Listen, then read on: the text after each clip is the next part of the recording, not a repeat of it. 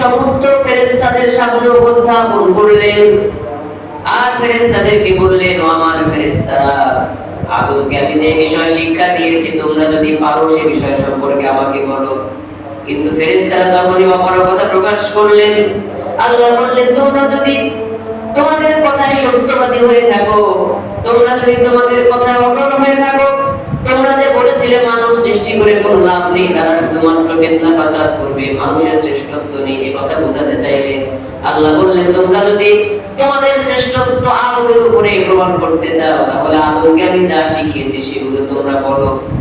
ফেরেশতারা তখন বললেন, ক্বালু সুবহানাকা লা ইলমা লানা ইল্লা মা 'আল্লামতানা ইন্নাকা আনতাল আলিমুল হাকীম।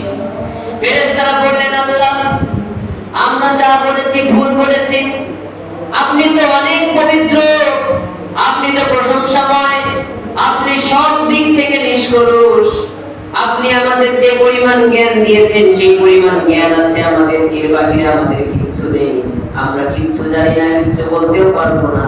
বললেন, আল্লাহ, আপনি আমাদেরকে যা শিখিয়েছেন, যা জানিয়েছেন তার বাইরে সামান্য পরিমাণ জানি না।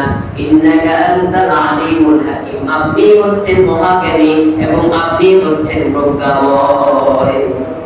ফেরেশতারা এখন অপারগতা প্রকাশ করলো, বলল, আপনি আদমকে কি শিখিয়েছেন তা আমরা বলতে পারবো না, আমরা সারেন্ডার করলাম। তো তাফসীরের ভিতরে এসেছে, ওয়াল্লামা আদমাল আসমা